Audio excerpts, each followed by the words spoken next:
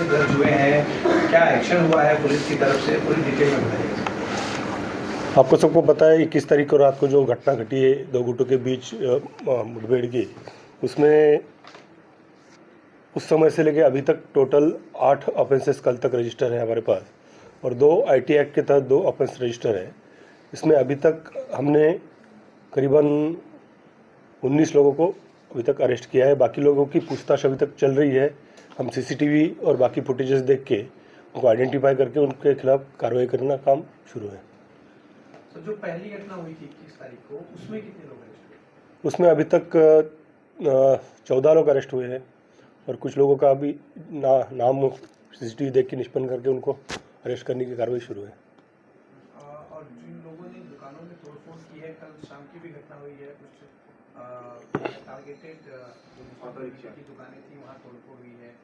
उस मामले में जो है FIR कितनी दर्ज हुई है और कितने लोग उस मामले में? अभी तक 6 FIR उसमें दर्ज है और उसमें भी अभी तक जो मुझे इन्फॉर्मेशन है अभी तक 5 या 6 लोग अभी तक अरेस्ट है और बाकी लोग का आइडेंटिफाई करने का काम शुरू है।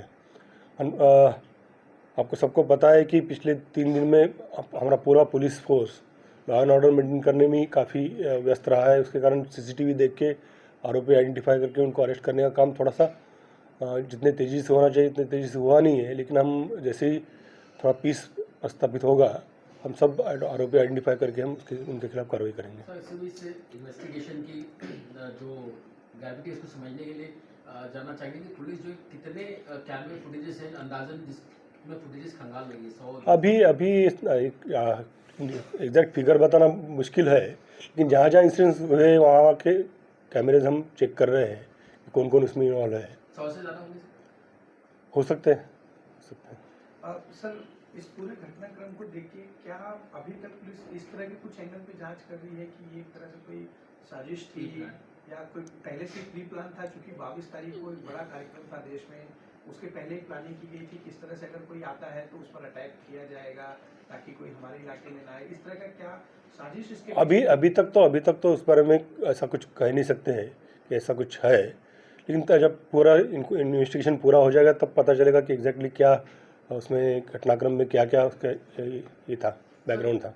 22 तारीख को जो दूसरा इंसिडेंट जो हुआ स्टोन पेल्टिंग का बैक रोड पर, उसको लेके क्या ये भी लाइन ऑफ इन्वेस्टिगेशन होगा कि जो इतनी मात्रा में जो पत्थर है वो एक साथ लोगों के पास आना जमा करना वो कहीं ना कहीं एक्चुअली आप अगर वो एरिया का लोकेशन देखोगे, रेलवे पटरी है, वहाँ पे पत्थर ऑलरेडी पड़े रहते हैं, तो ऐसा कुछ मुझे लगता नहीं कि ऐसा कुछ ये है। पत्थर पड़े रहते हैं, लेकिन मैंने जैसा आपको पहले ही बताया कि इन्वेस्टिगेशन करने के लिए इतना जो सफिशिएंट टाइम है वो हमको मिला ही नहीं। Continuous law and order maintain करने में ही पूरे बिजी रह गए हम। इन्वेस्टिगेशन में पता चलेगा कि क्या एग्जैक्टली ये था। सर, वो रैली में बंदूक भी दिखाई गई थी, कुछ उसका पता चला, वीडियो वायरल हुआ था। वो बंदूक के बारे में हमारे क्राइम ब्रांच ने इन्वेस्टिगेशन किया है और वो फाइनली प्लास्टिक का खिलौना था जो दिखा के रील वो बनाई गई है, उसमें हमने इंक्वायरी किया है। किसी को पकड़ा है क्या? हाँ, उसमें आइडेंटिफाई किया है।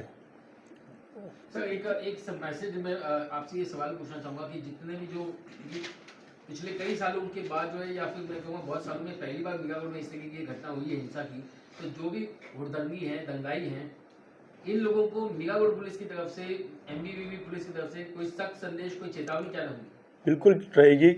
हमने पहले ही बताया कि हम किसी को बख्शेंगे नहीं। जो भी गलत काम में इन्वॉल्व है उनके खिलाफ कार्रवाई की जाएगी, हम कर रहे हैं। और मैं आपके सबके माध्यम से सबको अपील करना चाहता हूं कि देखिए, इन्वेस्टिगेशन, आरोपी पकड़ना ये तो काम है और लंबा चलेगा, लेकिन इस वक्त शहर की शांति बनाए रखना ये सबसे ज़्यादा इम्पोर्टेंट है। अनफॉर्चुनेटली आजकल सोशल मीडिया इतना ज़्यादा एक्टिव है कि इतने सारे वीडियोस, इतने सारे शूटिंग, इतने सारे वायरल होते हैं, उसके कारण जो लोगों को कुछ पता भी नहीं उनको भी उसके कारण इन्वेस्टिगेशन होता है। तो हम लोग ट्राई कर रहे हैं कि इसको कैसा कंट्रोल किया जाए, जितने हो सके, जितने डिलीट कर सकते हैं उतने हमारे साइबर सेल से हम डिलीट भी करने का ट्राई कर रहे हैं। फिर भी व्हाट्सएप में जो मैसेजेस सर्कुलेट होते हैं उसको रोकना बड़ा ही कठिन काम है, लेकिन आपके माध्यम से मैं आप सब लोग को अपील करता हूं कि आप सब लोग, आपके माध्यम से सबको ये रिक्वेस्ट हमारी है कि ये ऐसी चीज़ें ना करें ताकि समाज में जो शांति का माहौल है, जो भाईचारे का माहौल है, वो बिगड़े नहीं। क्योंकि आपको पता है परसों हमारा रिपब्लिक डे भी है, 26 जनवरी का भी बंदोबस्त रहता है, बाकी भी कुछ आंदोलन राज्य में चल रहे हैं, ये सबके चलते। और मेरा जो एक्सपीरियंस है, हमारी जो इन्फॉर्मेशन है कि ये शहर में कभी इतना कम्युनल का कोई प्रॉब्लम बहुत सालों से कभी हुआ नहीं है। तो अभी हुआ है, अनफॉर्चुनेटली थोड़ा प्रॉब्लम हो गया है। तो आप सब लोग का कोऑपरेट करेंगे, सब जो शुद्ध नागरिक है वो कोऑपरेट करेंगे, तो मुझे लगता है कि पहले शांति बनाए रखना हमारा प्रथम कर्तव्य है, उसके बाद इन्वेस्टिगेशन और एक्यूजेस अरेस्ट करना और बाकी चीज़ें हम करेंगे। सर क्योंकि सख्त कार्रवाई की जो बात है वो तो अभी जो केस हो चुका है उसके बारे में है, लेकिन एक सवाल ये भी था कि फ्यूचर में कोई ऐसी हिम्मत ना करे, उसके लिए पुलिस क्या चेतावनी देना चाहिए? क्योंकि देखा ही गया कि लोगों में पुलिस का खौफ शायद नहीं था, शायद इस वजह से वो सड़कों पे आकर के उन्होंने खुलेआम इस तरीके से वारदात को अंजाम दिया। तो आगे ना हो इसके लिए क्या चेतावनी? हमारे पास हमने बाहर से भी फोर्स मंगाया है। हमारे पास 6 प्लाटून SRPF के हैं, RAF के 3 प्लाटून हमारे पास है, और हमारे लोकल पुलिस और आउटसाइड असिस्टेंस भी हमारे पास है।